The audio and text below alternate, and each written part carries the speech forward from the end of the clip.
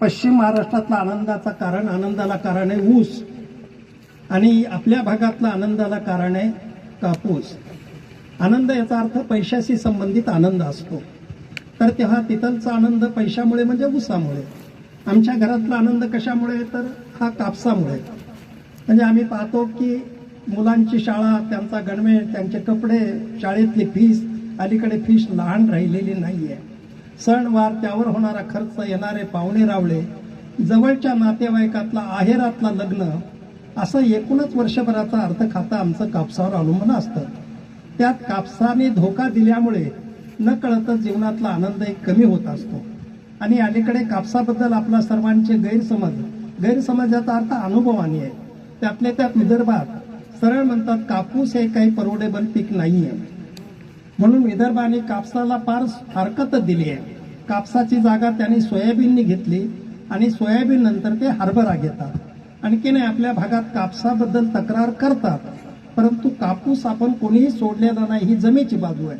हा, क्षेत्रफळ कमी केलं असेल पण कापूस सोडलेला नाही. तर खरं तर हे पीक धोका देणारं नाही, आपल्या जीवनातला आनंद देणारं कापसाचं पीक आहे. फक्त एकच आहे की त्याचं तंत्राचा वापर केला तर मला असं वाटतं की तुम्ही सर्वजण सुखी व्हाल. खरं तर या कापसाचं संशोधन माझं आजचं नव्हतं, ते गेले 20 वर्ष त्याच्यावर काम करतो. परंतु याला म्हणतात वेळ काळ यावी लागते, कोणीतरी उद्धार करता लागतो. अशा तिन्ही गोष्टी घडून आल्या कोरोना काळामध्ये. कारण मी प्रवासी कार्यकर्ता आहे, माझ्याकडे महाराष्ट्र, गोवा, गुजरात या 3 प्रांताचं किसान संघाचं काम आहे. मी सतत प्रवासात असतो. तेव्हा जेव्हापासून मी हे काम करायचं तेव्हा एखाद्या शेतकऱ्यावर जाऊन एका झाडावर, 2 झाडावर, 3 झाडावर प्रयोग करायचो. नंतर एका तासावर सांगायचं, त्याला म्हणायचं रिझल्ट चांगले आले का? हो म्हणला, मला एका तासाचं पीक चांगलं आलंय. मग पुढच्या वर्षी 1-2 गुंठे करायचे त्या पक्क. मला विश्वास वाटायचा, माझा स्वभाव आहे लबाडावर विश्वास ठेवतो, आणि तो पक्का म्हणायचा. आणि पुन्हा मी म्हणलं केलंस का? नाही म्हणला, वडिलांनी काही करू दिलं नाही. असं 1 नाही 2 नाही 15-20 वर्ष गेली. आणि मग लक्षात आलं की नेमका कोरोना समाजासाठी, एकूणच जगासाठी हा संकट काळ होता. आपल्या देशासाठी मोठा, आजही अंगावर काटे उभे राहतात कोरोनाचं नाव जरी कोणी उच्चारलं तर. पण हा कोरोना पिरियड मात्र माझ्यासाठी, शेतकऱ्यासाठी एका अर्थाने वरदान ठरला. वरदान एवढ्यासाठी की मला एका जागेवर बसायला मिळालं. मी ठिकाणही चांगलं निवडलं. जालना जिल्ह्यात खरकुडी म्हणून गाव आहे, तिथं उमेजी दाड यांच्या शेतावर मी ठाण मांडून बसलो. म्हणजे माझा प्रवास बंद झाला, मला वेळ होता. परंतु मला कुणीतरी शेतकरी असा भेटला नाही की कर म्हणलं की सर्व करतो. तर आपले वकील साहेब रामेश्वरजी आंबोरे, त्यांचे माझे चांगले प्रेमाचे संबंध, त्यांच्यामुळे किशोरजी चव्हाणांचा परिचय झाला आणि दोन्ही माझे चांगले प्रेमाचे संबंध. किशोरजी पण, आता लक्षात आलं की मी रामेश्वरजी आंबोरेला तर हक्काने सांगू शकलो असतो. हक्क सर्व ठिकाणी वापरायचा नसतो. त्यांना म्हटलं असा असा प्रयोग आहे, कराल का? मी करतो म्हणाला. म्हणलं घरचे करू देतील का? काही परवा करू नका, मी करतो. त्याने मला 1 एकर, मी म्हणलं 1 एकर, तो म्हणले मी 2 एकर करतो. मला जसा पाहिजे तसा शेतकरी आणि अधिक क्षेत्र देणारा मिळाला. म्हणलं किशोरजीला विचारावं. खरं तर या किशोरजीचा परिचय त्यांच्यामुळे झाला. म्हणलं ते तयार होणार नाहीत, पण किशोरजी यांच्यापेक्षा ॲडव्हान्स निघाले. म्हणलं किशोरजी तुम्ही कराल का? नक्की. या ठिकाणी आवर्जून उल्लेख करावा लागतो, किशोरजी आणि त्यांचे बंधू अशोकराव दोघांचा परिचय नवीन झाला. घरात आई वडिलांचा परिचय नव्हता, पण त्यांच्या आई वडिलांनी त्यांना म्हटलं की करा, दादा सांगतात ते करा. माझा परिचय नसताना हे 2 शेतकरी भेटले आणि लक्षात आलं की हा प्रयोग या ठिकाणी, प्रयोग म्हणजे नवीन नव्हता, पण एवढ्या मोठ्या क्षेत्रावरती आपल्या किसान संघाचे अखिल भारतीय संघटन मंत्री दिनेशजी कुलकर्णी ते या ठिकाणी आले. ते MSc ॲग्री आहेत, पूर्ण प्रचारक आहेत, त्यांचं केंद्र दिल्ली आहे. त्यांनी पाहिलं, लक्षात आलं हे शेतकऱ्यासाठी वरदान ठरणार. मग मात्र त्यांनी ICRची चर्चा केली. महापात्रा DG होते त्यावेळेला, पण ते येणार होते, त्यांना जमलं नाही. म्हणून व्हाईस चेअरमन सुरेशजी चौधरी आले. ते फार प्रभावित झाले हा प्लॉट बघून. म्हणजे यांच्या शेतावरती मी एका गळफांदीवरती 24 बोंड मोजून दिले ते महापात्रांना. आपला विश्वास होत नाही. फळफांद्याला फळफांद्या फुटल्या होत्या, उपफळफांद्या फुटल्या होत्या. अशा प्रकारचा तो कापसाचा रिझल्ट होता. ते भारावून गेले. ते म्हणले मी महापात्रांना. आणि एका अर्थाने असं म्हणतात की वनवासा जंगलात आपडलेल्या शेळीच्या रूपात आयलेचा उद्धार केव्हा व्हावा हे नियतीने ठरवलंय, कुणाच्या पदस्पर्शाने व्हावा हे नियतीने ठरवलंय. म्हणून आयलेचा उद्धार प्रभू रामचंद्राच्या पादस्पर्शानेच होणार होता. म्हणून आपण पाहिलं की एका अर्थाने माझं तंत्र हे आयल्याच्या रूपाने 20 वर्ष एका ठिकाणी पडलं होतं. त्याचा उद्धार संघटन मंत्री किसान संघाचे दिनेशजी कुलकर्णी आणि आयसीआरचे चेअरमन महापात्रा यांच्याच हाताने उद्धार होणार होता. तो माझ्या तंत्राचा उद्धार नाहीये. एका अर्थाने शेतकऱ्याला ते दिलेलं, एका अर्थाने त्यांच्यामुळे हे मोठं दान आहे. आणि म्हणून कापूस हे पीक असं आहे की शेतकऱ्याला वरदान ठरणारं पीक आहे. परंतु आता आपण पाहिलं की हे कापसाचं काय आहे, तर त्याच्या तंत्राचं आहे. हे कापूस आहे तर एका अर्थाने ते कापसाचं झाड आहे.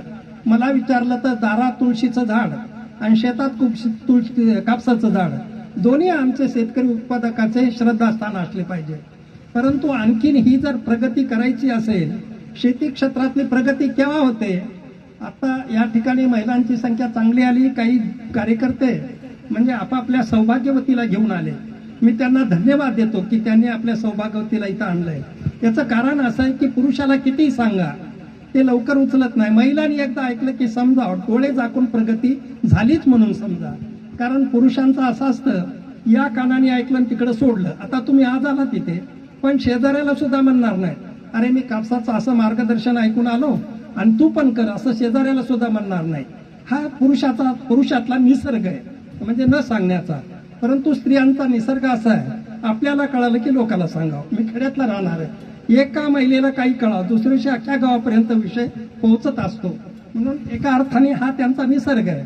तर आणि त्यातल्या एकदा आपल्याला पटलं रे पटलं. आता ह्या जेवढ्या महिला आल्या, मला खात्री आहे पुढच्या वर्षी त्यांच्या शेतातला कापूस बघण्यासारखाच राहील.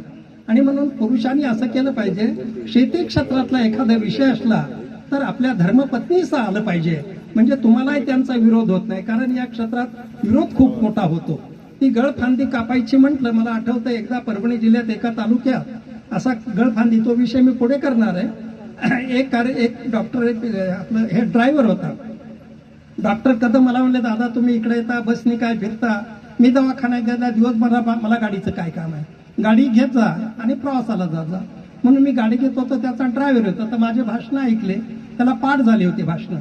पण त्याला वाटलं की आपण यांच्या पद्धतीने कापूस करू.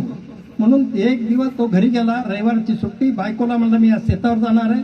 बायकोला वाटलं कस काय याला बुद्धी सुचली आज, तिला नवल वाटलं कधी न शेतात जाणार गिरायक आज कस काय शेतात चाललंय. म्हणून तो गेला पुढे गेला आणि त्याने जे सारख्या गळफांद्या, कालची कोणती गळफांदी दाखवतो तुम्हाला, त्या कापायला सुरुवात केली. नंतर दुपारी बायको ते टोपलं घेऊन आली, तर नवरा एवढ्या मोठमोठ्या फांद्या कापायला लागला. तसं टोपलं डोक्यावर, म्हणले माय काय आग लावली तुम्ही कापसाला? त्याच्यासाठी कापसाला आग लावायला पुढे आलतात का म्हणे? ते थांबा, आग नाही म्हणे, उत्पन्न कशात उत्पन्न वाढतं म्हणले, गरिबीचं 2.5 एकर शेत, त्या 2 एकरापैकी 1 एकराला आग लावली म्हणे, ती फांदी थांबवा तिथं. नाही थांबवली तर टोपलं टाकून मी चालणार आहे म्हणले माहेरी. त्याला थांबवा लागलं, पण म्हणला ठीक आहे, थांबलं, जे कापलं ते माझं, नाही कापलं 1 एकर तुझं, बघू दोघांच्या उत्पन्नात काय फरक पडतो. त्या बाईचा माझा परिचय नव्हता. नंतर उत्पन्न घरात आल्या, त्या बाईने म्हटलं की मी माझ्या नवऱ्याला अडवलं, त्यांच्याकडनं नंबर घेतला, तुम्हाला फोन करते. ज्यांनी जे कापलं शेत आणि माझं राहिलं, माझ्यापेक्षा यांना एकरी 9 क्विंटल कापूस जास्त झाला. मी जर अडवलं नसतं तर माझं केवढं दैन्य दूर झालं असतं. पुढच्या वर्षी त्या बाईने स्वतः मनावर घेऊन नवऱ्याला म्हणली, आता नाही मला कळालंय मी कापूस करणार आहे. आणि पुढच्या वर्षी पुन्हा फोन आला, ते म्हणले दादा लय मी गरीब आहे. आता की नाही गरीबाच्या शेतावर लई मोठाले लोक कारी घेऊन बघायला यायला लागलेत. बघा, एक बोंड असं वाळकासारखं झालंय. आपण पाहतो की हे जे रिझल्ट आहे तेच कापूस आहे, तुम्हाला 6 क्विंटल कापूस देतो. तोच कापूस आहे की माझ्या पद्धतीने केला तर कमीत कमी 20 क्विंटल कापूस देतो. परभणी जिल्ह्यात गंगाखेड तालुक्यात परवाला एका महिलेचा परभणी कृषी विज्ञान केंद्राने कार्यक्रम ठेवला, तिचा सत्कार केला, गोदावरी शिंदे म्हणून.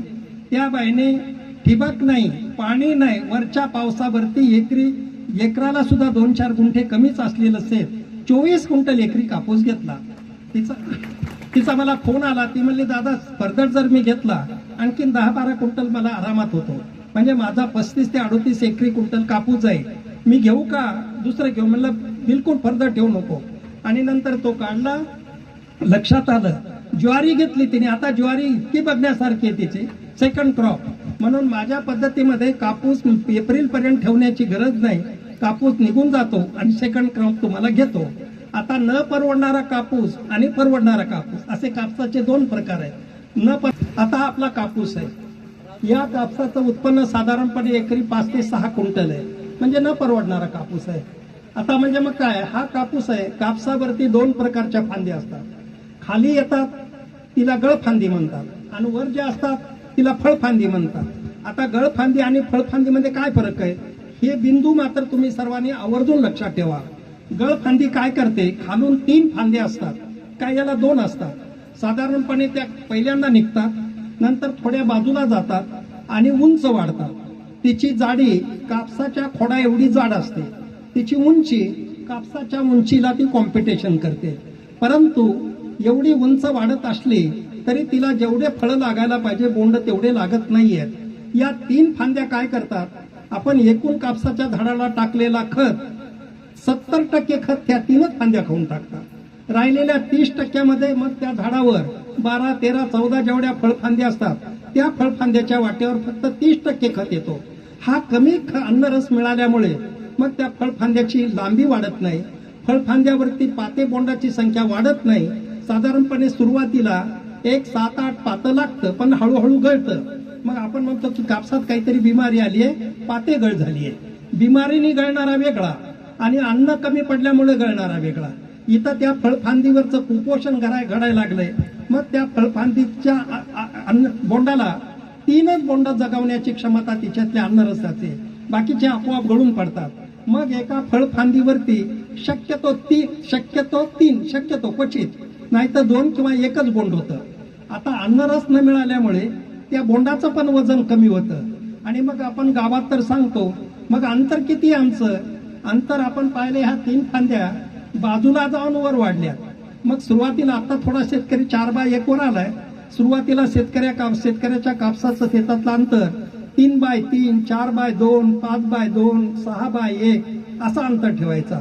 3x3 केलं तर मध्ये जाता यायचं नाही म्हणायचं आपलं चुकलं, उद्या पुढच्या वर्षी 3x4 अंतर वाढवायला लागला आणि रोपाची संख्या कमी व्हायला लागली. म्हणजे आपणच आपल्या हाताने पायावर दगड मारून घ्यायला लागलो. म्हणजे ते शेतकऱ्याची चूक होती का, बिचाऱ्याला त्याच्यातली माहिती नव्हती. आणि म्हणून आपण पाहिलं की एकरी रोपाची संख्या कमी केली, आणि कमी केल्यामुळे आणखीन त्या गळफांद्याला अन्नरस घ्यायला वाव मिळाला. मग कापसाच्या झाडापायची गळफांद्या भल्या ठोकर होतात आणि त्या झाड वाढतात.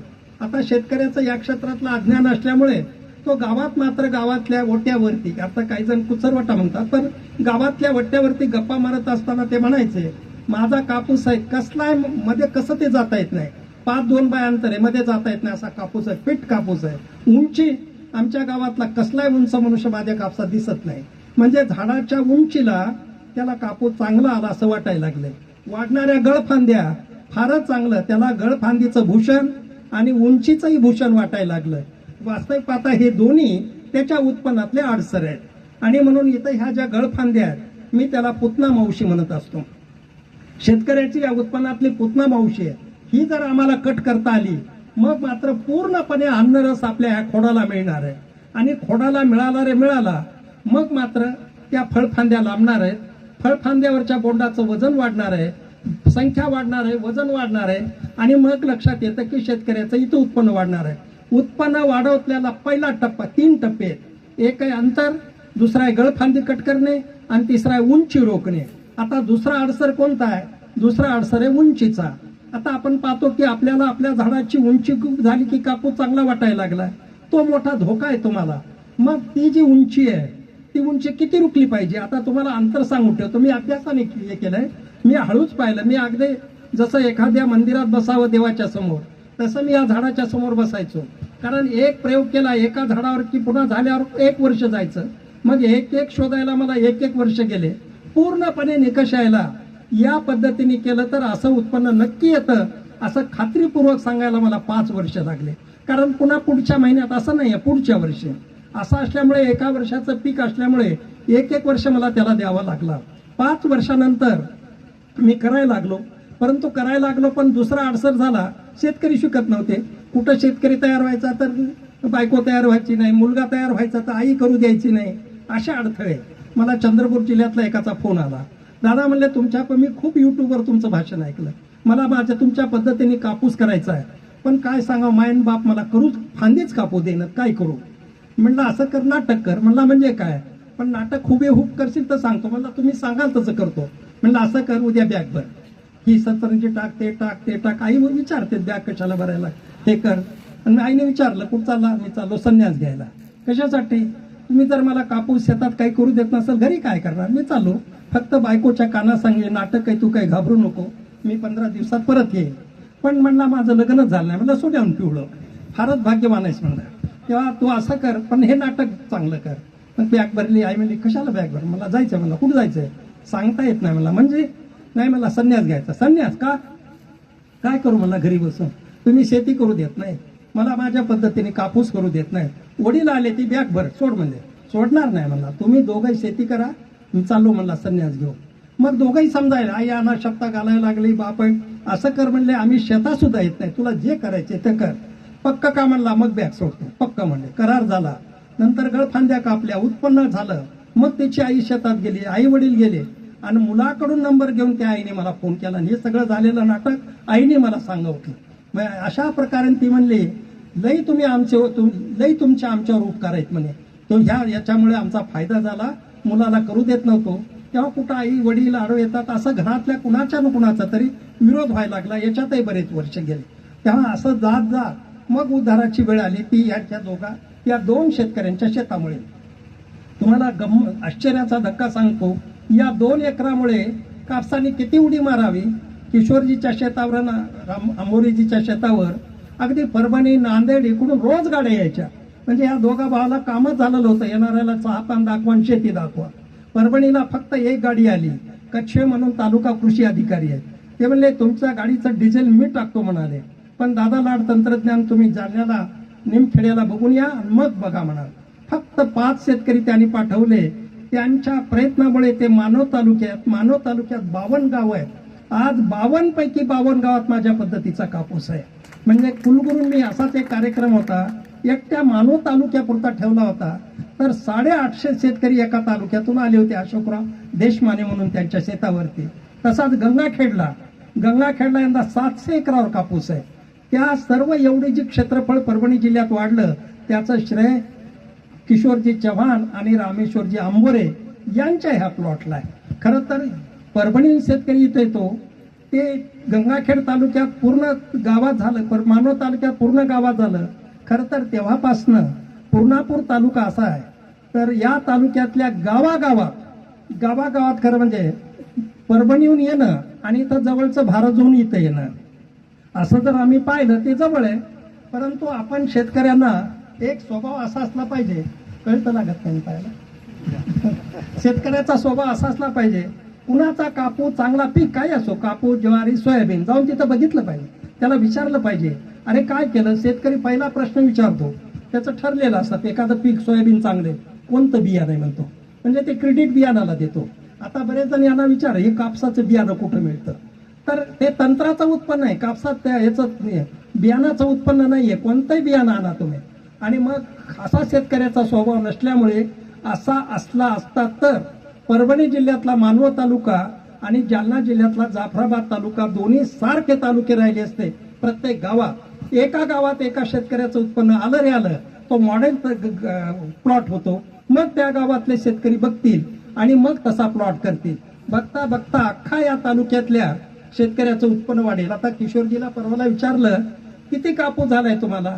मला असं वाटतं की या तालुक्यात एवढा कापूस घेणारा दुसरा शेतकरी कोणी नसेल. या तालुक्यात 250 क्विंटल कापूस आहे त्यांना झाला यंदा. तर ते सुरुवातीला मला म्हणले होते, दादा कापूस विकू का? सहज म्हटलं की दम धरा, तुम्ही मोठे शेतकरी, तुमचं काही कापूस घातला तरच घरातल्या 4 वस्तू आणता येतील असं काही नाही, दम धरा. मला असं वाटतं की यावेळेला लोकसभेच्या निवडणुका आहेत, किमान निवडणुकीच्या अगोदर उत्पन्न भाव वाढण्याची शक्यता आहे. मार्च पर्यंत तुम्ही दम धरा. तर तेव्हा त्यांनी दम धरला. माझ्या शब्दावर मी मला पुढचं कळलं, पण अंदाज व्यक्त केला की निवडणुकीमुळे मला असं वाटतं आज एकरी किती 1,500 का किती वाढलाय? 1,000 ना, एकरी 1,000 भाव वाढलाय. त्यांनी 250 क्विंटल ठेवलाय, म्हणजे त्यांना एकरी 1,000 2,500 लाख रुपये त्यांना दम धरल्यामुळे मिळणार आहे. म्हणून आपण पाहिलं की एवढा मोठा 250 क्विंटल कापूस 6 एकर एकरी घेणारे आज किशोरजी आणि अशोकराव दोघं बंधू, राम लक्ष्मणाची जोडी आहे त्यांची उत्पन्नाला. त्यांच्या बायका त्यांच्यावर पायावर पाव देऊन शेतात असतात. तेव्हा अशा पद्धतीने आपण पाहिलं कापसाचं उत्पन्न, आज त्या घराचं वैभव आणखी निराळ आहे. आणि ते कशाच्या जीवावर आहे? घरातला कोणी नोकरीला नाही, छोटा मोठा व्यापार नाही, केवळ आणि शेतीमुळे. आम्ही नेहमी म्हणतो की शेती परवडत नाही, असं बरेच जण तक्रार, शेती परवडतो, काय पडलंय शेती? म्हणतो शेती जर नाही परवडली तर परवडण्यासारखी एकच गोष्ट आहे, ती आत्महत्या. ज्याचं जग सगळं शेतीवर जगतंय ती गोष्ट परवडत नाही, हे खरं आहे का? पण शेतकरी म्हणतो शेती परवडत नाही, मग हे खरं आहे का शेतकऱ्याचं? कोणी म्हणे अरे तो स्वतः सांगतो करणारा खोटा आहे का? मला विचारलं तर शेती परवडत नाही खरं आहे का? ते खरं नाही. मग खरं काय? शेती परवडत नाही असा म्हणणारा शेतकरी शेतीला परवडत नाही खरं. आणि म्हणून आपण पाहिलं की शेतीसारखा बाकीच्या धंद्यामध्ये नफ्याला मर्यादा टक्केवारी येतं. म्हणजे बाकी आता लोखंडाचा धंदा आहे, तिथं घसारा आहे. म्हणजे भंगार 1 क्विंटल गोळा केलं तर 1 क्विंटल पक्क लोखंड तयार होत नाही, 80 किलो होतं, 20 किलो घसारा आहे. इथं 2 दाणे टाकले तर इथं 1000 दाणे येतात, इथं पसारा आहे. म्हणजे घसाऱ्यातला धंदा नफ्यात आणि पसाऱ्यातला धंदा तोट्यात कसं काय असेल? तोट्यात कारण आहे ते शेती उत्पन्न देत नाही म्हणून नाही, तर त्याचे आणखीन कारण आहे. तो विषय आता मी करणार नाही. परंतु खेड्यापाड्यात एक म्हण आहे, कारण आपल्या सर्व म्हणी त्रिकालाबाधी सत्य असलेलं तत्वज्ञान त्या म्हणीमध्ये. खेड्यात एक म्हण होती, कष्टाला फळ आहे. आणि मग मी म्हणेल की कष्टाला फळ आहे, ही म्हण बरोबर आहे. या काळात यांत्रिक युगामध्ये त्या म्हणीच्या बाजूला आणखीन एक म्हण जोडली पाहिजे की तंत्राला फळ आहे. कष्टाला फळ आहे आणि तंत्राला फळ आहे. तंत्राला फळ म्हणजे मग आपण पाहतो कसं फळ आहे. आणखीन मी सांगतो, परभणी जिल्ह्यात सेलू तालुक्यामध्ये असा कार्यक्रम झाला. तिथं एक आपला विठ्ठल नावाचा शेतकरी आहे, त्याने युट्यूबवर भाषण ऐकलं, मी काही त्याला पाहिलं नाही. पण तिथलच्या कृषी विज्ञान केंद्राने त्यांच्या शेतावर कार्यक्रम ठेवला. 12 गावचे 250 शेतकरी आले होते. कार्यक्रम संपला शेतातच. त्या बिचारीची बायको माझा डबा घेऊन आली होती. ते म्हणले मुद्दाम गर्दीत आले नाही तुम्हाला भेटायला, माझा नवरा आणि मी तुमचं युट्यूबवर भाषण सारखं ऐकायचं म्हणे. तुम्ही सांगितलं तसंच तसं मी शेती केली. आणि तुम्हाला सांगते, बोलत असताना त्या बाईच्या डोळ्यात अश्रू आले. ते म्हणले लग आम्हाला 2 एकर, ही 2 एकरावर आम्ही दरवर्षी कापूस करतो. लगीन झालं तसं या 2 एकरात तसं तर 10, पण 12 क्विंटलच्या पुढे 12 ग्रामही कापूस गेला नाही. माझ्या लग्नाला 18 वर्ष झाले म्हणे. केवळ 2 एकरात 12 क्विंटल कापूस होत होता. तुमच्या तंत्राने कापूस गेला आणि या 2 एकरात मला 38 क्विंटल कापूस झाला. मग आपण पाहू, जी 2 एकरात 10 क्विंटल कापूस घेत होती ते तिच्या कष्टाचं फळ होतं. 2 एकरात 38 क्विंटल कापूस आला, हे तंत्राचं फळ होतं. आणि तंत्र आणि कष्ट या दोन्हीची सांगड घातल्यानंतर आता सूर्यप्रकाश एवढं स्वच्छ आहे की या तंत्रामुळे शेतकऱ्याचं 3 पट उत्पन्न वाढतं. अगदी 30-32 पर्यंत, फरदडपर्यंत शेतकरी गेलेले आहेत. पण असं कोणी एखाद्याला सांगितलं की काही ठोकायला लागलं, म्हणतात कशा चाललं होतं एकन सांगता दुसरं. संशय फार आहे आपल्या मनावर. आणि ज्ञानेश्वर महाराजांनी ज्ञानेश्वरीत वर्णन केलंय, आगा संशयावनी थोर अन्य पाप नाही घोर. संशय न घेता स्वतः जाऊन बघा ना, अंतर आहे का? एवढी किक मारून आपण कुठेही जात असतो. खरं तर किशोरजीच्या शेतावर आणि वकील साहेबाच्या शेतावर या तालुक्यातलं एकही गाव असं नसायला पाहिजे होतं, कुणी ना कोणीतरी कापूस बघायला गेला नाही. आणि मला असं वाटतंय, नाही झालं तर झालं, यापुढे तरी चूक. आज इथं कुठून लोक यावेत? बदनापूर तालुक्यातून आज कुठून यावेत? आश्चर्याचा धक्का बसेल, नांदेड जिल्ह्यातल्या कंधारहून आले. नांदेड जिल्ह्यातल्या कंधार तालुक्यातले शेतकरी इतक्या दूर येऊ शकतात, त्यांना रेल्वेने जालन्यापर्यंत प्रवास करावा लागला, तिथून गाडी करून इथं आले. पण आज असं व्हायला पाहिजे, या तालुक्यातला, तसा तालुका फार मोठा नाही, या तालुक्यातलं एकूण एका गावातलं एक गाव येणार, पण पूर्ण गावाची उपस्थिती राहायला पाहिजे. मग आपण कल्पना, आता समजा कोणी असं म्हणे, आता त्या बाईचं विचारलं की विठ्ठलचा शेतात 10, विठ्ठल म्हणे माझं 10 क्विंटल घेत होतो, आता मला 38 क्विंटल झाला. माझं जवळजवळ ह्या तंत्रामुळे माझं 28 क्विंटल उत्पन्न वाढलं. तो म्हणेल माझं वाढलं. मी तसं म्हणणार नाही. मी म्हणेल की या तंत्रामुळे या देशाचं 28 क्विंटल उत्पन्न वाढलं. शेतकऱ्याच्या उत्पन्नात मी देशाचं उत्पन्न धरत असतो. मग भारत माता की जय, भारत माता की जय घोषणा दुसरी आपण कृतीतनं म्हणणार. एखाद्या वेळेला आपण घोषणा देणार नाही भारत माता की जय असं म्हणणार नाही, पण आम्ही कृती करू की ज्या कृतीत भारत माता की जय ही घोषणा आलेली आहे. उत्पन्न वाढवणं ही राष्ट्रीयता आहे आमची.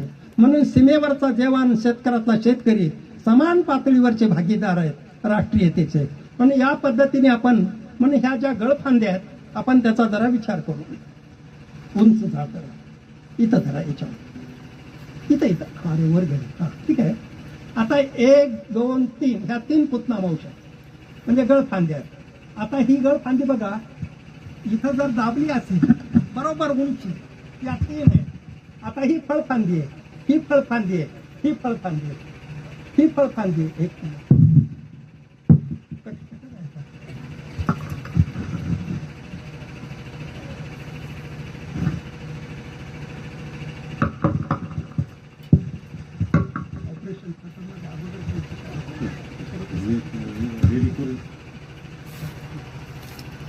आता ही फळफांदी आहे.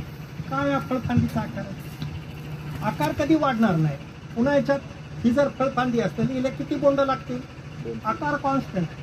आता ही फळफांदी आहे, पण बघू शकता आकार एकच बोंड आहे, एकच बोंड आहे, एकच बोंड आहे, एकच बोंड आहे. अर्थ इकडचं गळा आलं, इथं एक बोंड आहे आणि हा आकार आहे. किती जरी खत टाकला ही आईचं काम करते.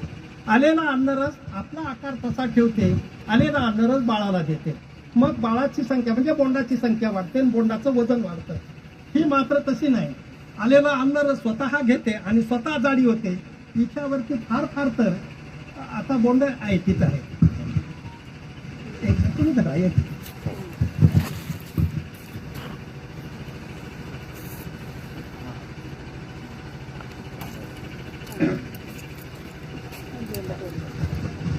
माझा एक हात सुद्धा मारून टाकला, बरं झालं दोन्ही बाजूला.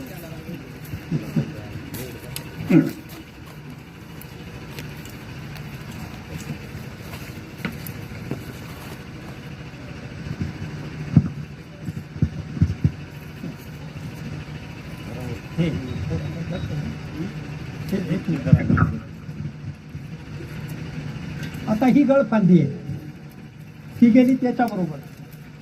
आता हिची जाडी बघा, हिची जाडी बघा. आता असं इथपर्यंत फोडाचा आकार दिसत असेल आपल्याला. कैची कैची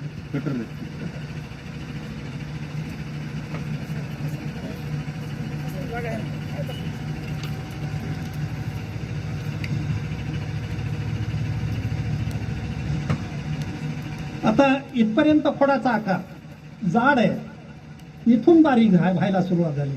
कारण ह्या दोन्हीने आता ह्या फळफांदीचा आकार, ह्या फळफांदीचा आकार आणि या गळफांदीचा आकार फरक आहे.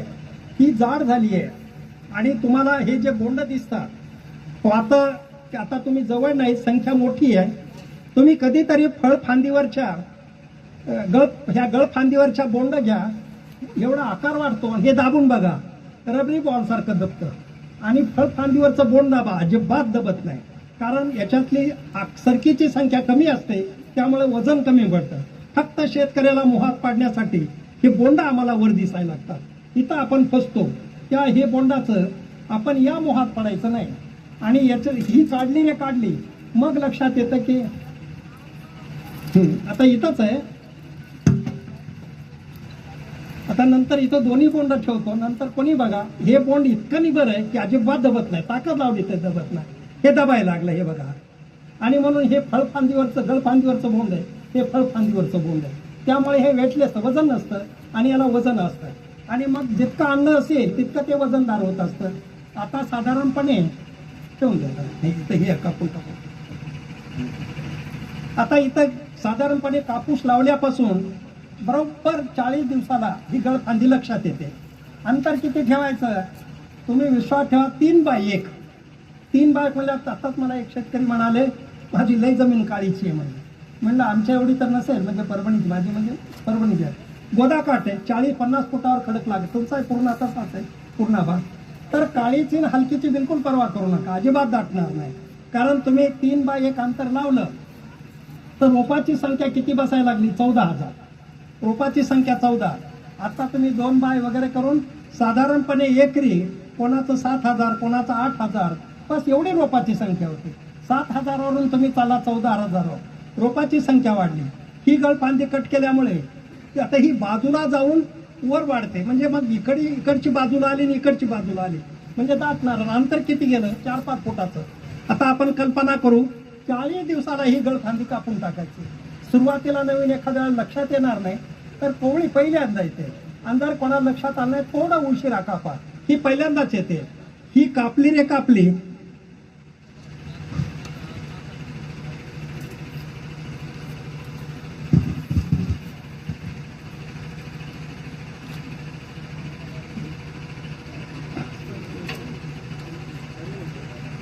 शेतकऱ्याला एक ही कडची असल्या एक आठवडा लागेल एका एकत्रच करायला.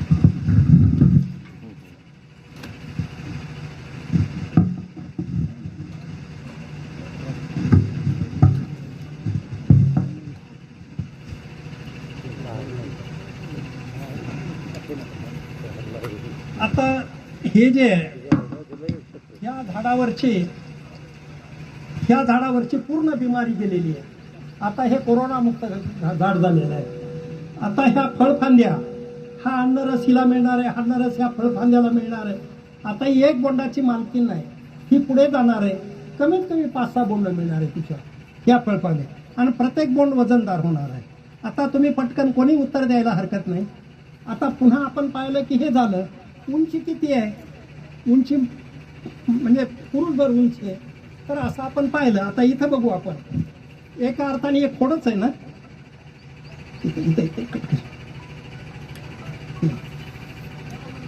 आता हे एका अर्थाने कापसाचं खोडच आहे. फळ फांदीचा सुद्धा आकार याच्यापेक्षा मोठा आहे. आता हे इतकं बारीक, तर याच्यावरचं कापसाचं वजन काय असेल? 1 ग्राम तरी भरेल का? आणि म्हणून ज्याला कायिक वाढ म्हणतात, ही कायिक वाढ जर आम्हाला रोखता आली, म्हणून आपण किती रोखायचा, कुठून? तर साधारणपणे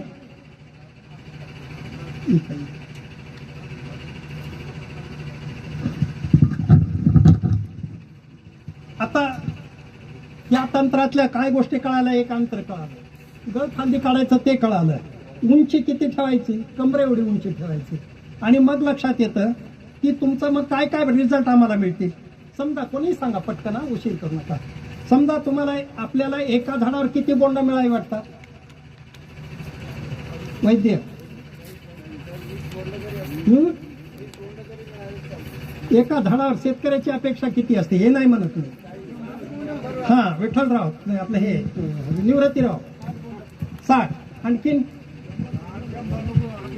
किती किती 100 लोक अपेक्षा असते. 100. अच्छा, बरोबर आहे. हा, आता 100 किंवा साधारणपणे शेतकऱ्याचं उत्तर सांगतो.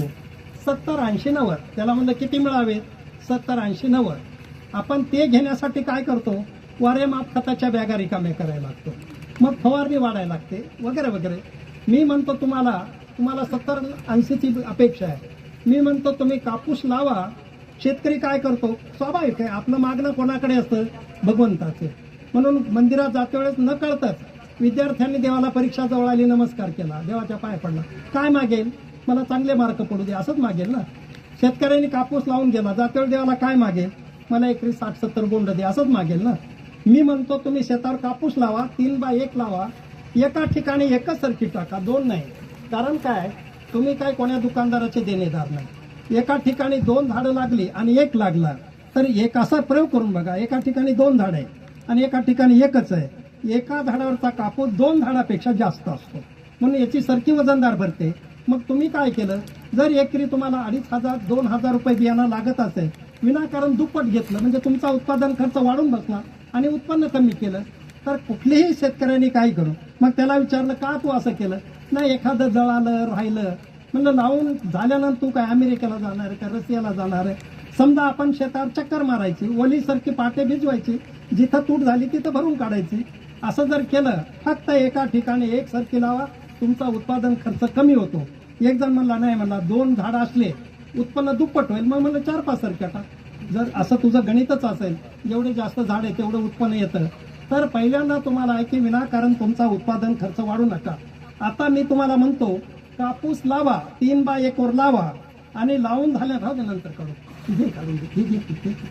लावून झाल्यानंतर तुम्ही पहिल्यांदा सरळ घरी जाऊ नका, मंदिरात जा, देवाला नमस्कार करा, मनोभावे करा आणि सांगा, देवा मी 3x1 वर कापूस लावून आलो, कृपा करून मला 20 बोंड माझ्या झाड 25 दे, 20च बोंड दे, मला एकही बोंड जास्त देऊ नको.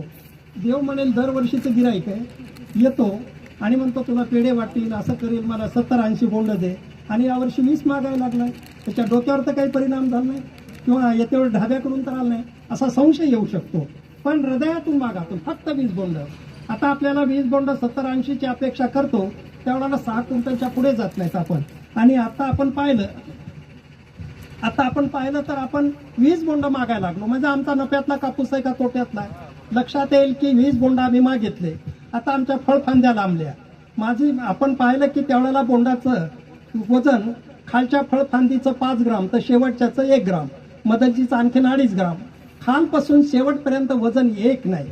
या पद्धतीमध्ये खालच्या फळफांदीचं वजन करा किंवा टॉपचं करा, वजन 1 आहे. या पद्धतीमध्ये बाकीच्या कापसात वरचे 2 किडेले फकड्या निघतात तर 1 बल्क निघतं, असा म्हणजे लॉस होतो. कापूस काढायला पूर्ण निघत नाही. या पद्धतीमध्ये एकही फकडी निघत नाही, पूर्ण बल्क बोंड आणि कापूस वेचायला कमी.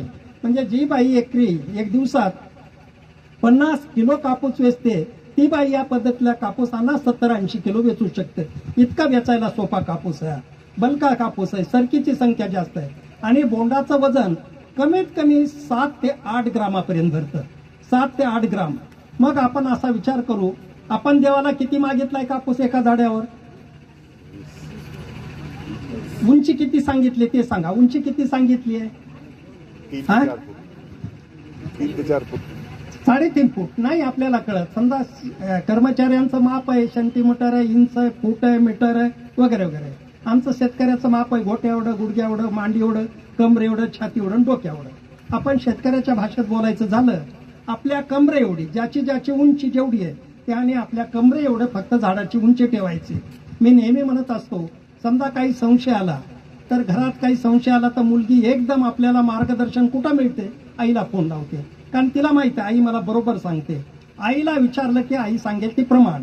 म्हणून आपण पाहिलं की आपली सुद्धा आई आहे. आपण नाही शास्त्रज्ञाला सोडा, आणखीन कोणाला सोडा, तुमच्या आईला विचारा ना.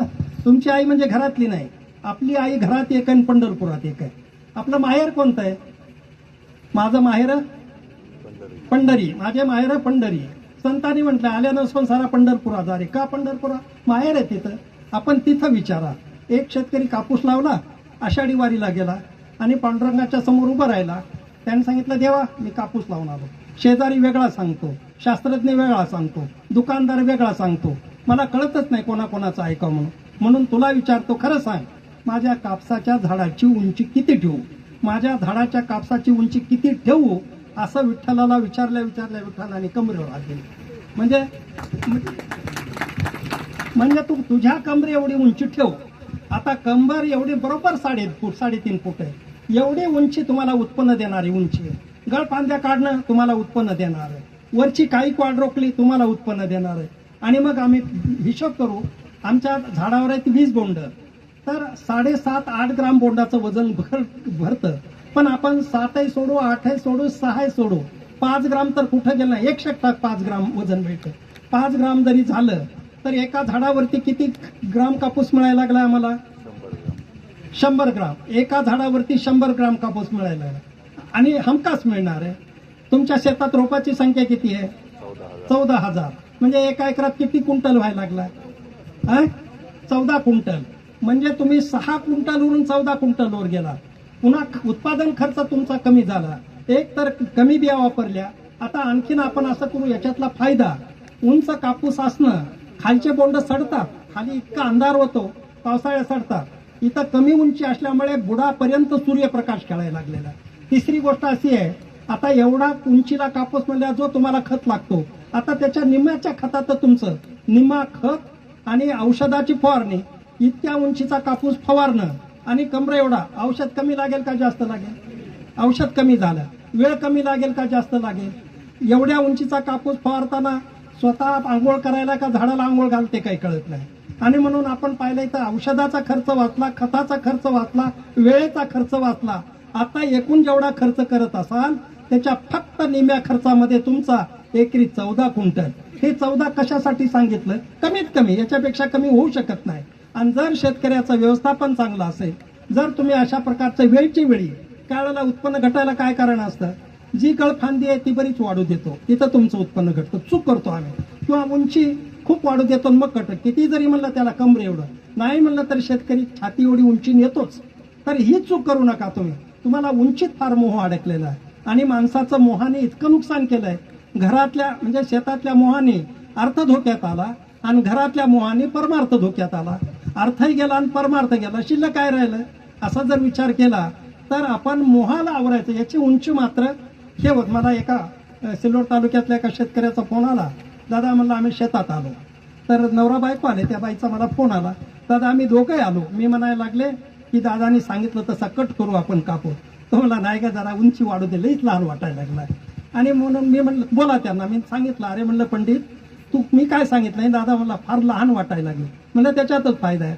पण त्या दिवशी म्हणलं ठीक आहे. त्याच्या बायकोला म्हणलं 2 दिवसांना नवऱ्याला घेऊन ये पुन्हा. गेले 8 दिवस पाऊस उघडला नाही.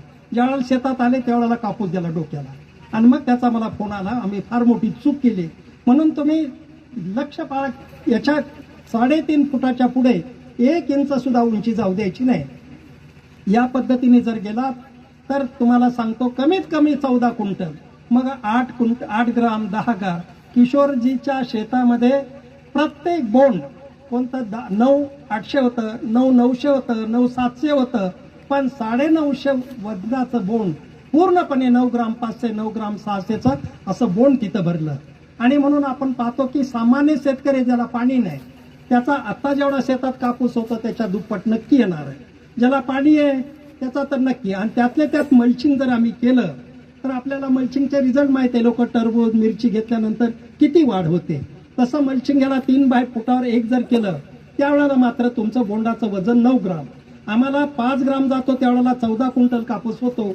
9 ग्रामाचं बोंड झाल्यानंतर किती कापूस होईल कल्पना करा. साधारणपणे 30-35 पर्यंत तुम्ही आरामाने जाऊ शकता. आणि म्हणून हा मग इतकं जर उत्पन्न देतो आम्हाला कापूस, हे कापूस परवडेबल पीक आहे का नाही आहे. आणि एवढा आता किशोर 250 क्विंटलाचा पैसा घरातला आनंद आहे ना. असा प्रत्येक शेतकऱ्याने तर अशा प्रकारचा ह्या कापसाकडे न परवडणारं पीक मात्र असं समजू नका. आणखीन एक फायदा आहे की इथं नोव्हेंबर महिन्यापर्यंत पूर्ण उत्पन्न देऊन तो शेताच्या बाहेर जातो. मग तुमच्याकडे पाणी असेल तर गहू घेऊ शकता, कमी पाणी असेल तर हरभरा घेऊ शकता, नाहीतर नंतर कांदा घेऊ शकता, फारच कमी पाणी असेल तर तीळ घेऊ शकता. सेकंड क्रॉप काही घेऊन पुन्हा पिकाचा फेर पालट होऊन पुन्हा पुढच्या वर्षी त्या जागेवर तुम्ही कापूस घ्यायला मोकळे आहात. तेव्हा एका अर्थाने शेतकऱ्यासाठीच वरदान असलेलं अशा प्रकारचं हे कापसाचं पीक आहे. आता जर समजा याच्यातल्या आणखीन काही जणाला संशयच असेल तर एकदम संशय जात नाही मी समजू शकतो. मी त्यांना विनंती करेन समजा तुमच्या एकूण शेतापैकी फक्त 10 तासावर 5 तासावर तर प्रयोग करा. नंतर तुमची 5 तास म्हणतील तेच कानाला पकडतील, म्हणतील तू ऐकलं नाही चूक केली, आणि तेच 5 झाडं सांगतील पुढच्या वर्षी याच पद्धतीने कापूस कर. त्या झाडाने सांगितलेला मग मात्र तुम्ही विश्वास ठेवा. म्हणून शेतकरी हा प्रयोगशील असला पाहिजे. कोणताही प्रयोग नाही पटला तर पहिल्यांदा 2 तासावर, 1 तासावर, गुंठ्यावर, अर्ध्या गुंठ्यावर प्रत्येक शेतकरी प्रयोगशील असला पाहिजे. अशा पद्धतीने गेल्यानंतर लक्षात येईल की शेतकऱ्याच्या जीवनात खूप आनंद या शेतीमुळे होतो. आणखीन शेतीचं व्यवस्थापन कसा वगैरे वगैरे हा मुद्दा शेतीतला खूप. शेती एक मोठं शास्त्र आहे. शेतकऱ्याला पुन्हा व्यवस्थापन नियोजन सांगणे स्वतंत्र एखाद्या सत्रात मांडण्याची आवश्यकता असते. आज आपण पाहिलं मला अंबोरे वकील साहेब म्हणले दादा लवकर सुरू करू, जरा ऊन आहे यावेळेला. म्हणलं ऊन, पाऊस आणि थंडी या तिन्ही गोष्टी शेतकऱ्याच्या पाचवीला तोंडलेल्या आहेत म्हणलं. कारण त्यांचा आणि यांचा रात्रंदिवस संवाद या 3 गोष्टी तरी पण मांडव ह्या गरमीचा असा होऊ शकतो. जरी एखादं सत्र संपलं, कार्यक्रम संपला असं समजू नका. कारण विद्यापीठातून कुलगुरू यायलेत, एवढ्या मोठ्या संख्येने तुम्ही दिसलात, त्यांना केवढा आनंद होईल. त्याच्या आनंदासाठी तरी आताचं सत्र जरी संपलं तरी मला वाटतं की तुम्ही विचारू नये. तेव्हा